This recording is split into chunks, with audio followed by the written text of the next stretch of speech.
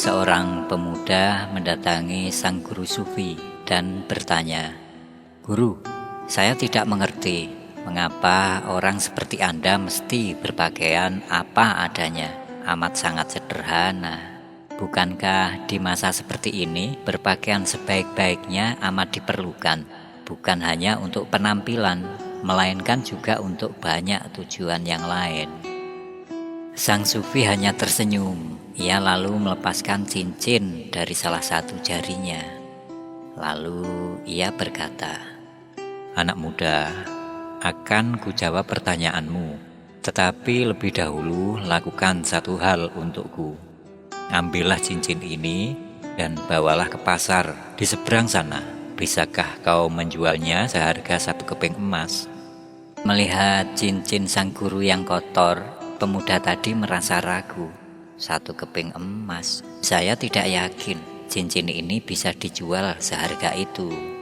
"Cobalah anak muda, siapa tahu kamu berhasil." Pemuda itu pun bergegas ke pasar. Ia menawarkan cincin itu kepada pedagang kain, pedagang sayur, penjual daging dan ikan, serta kepada yang lainnya. Ternyata tak seorang pun yang berani membeli seharga 1 keping emas. Mereka menawarnya hanya 1 keping perak. Tentu saja pemuda itu tidak berani menjualnya dengan harga 1 keping perak. Lalu ia kembali ke padepokan sang sufi dan melapor, "Guru, tak seorang pun berani menawar lebih dari 1 keping perak." Sang sufi sambil tetap tersenyum arif kemudian berkata, "Sekarang pergilah kamu ke toko emas di belakang jalan ini. Coba perlihatkan kepada pemilik toko atau tukang emas di sana. Jangan buka harga, dengarkan saja bagaimana ia memberikan penilaian." Pemuda itu pun pergi ke toko emas yang dimaksud sang sufi.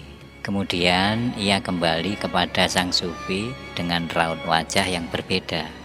Ia kemudian melapor, "Guru, ternyata para pedagang di pasar tidak tahu nilai sesungguhnya dari cincin ini.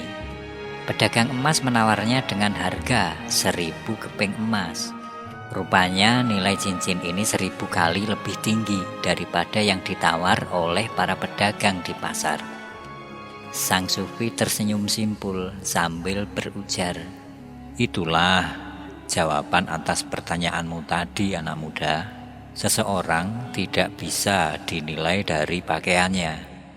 Hanya para pedagang sayur, ikan, dan daging di pasar yang menilai demikian, namun tidak bagi pedagang emas. Emas dan permata yang ada di dalam diri seseorang hanya bisa dilihat dan dinilai jika kita mampu melihat kedalaman jiwanya. Diperlukan kearifan untuk menjenguknya, dan itu butuh proses. Kita tak bisa menilainya dengan hanya melalui tutur kata dan sikap yang kita dengar dan kita lihat sekilas.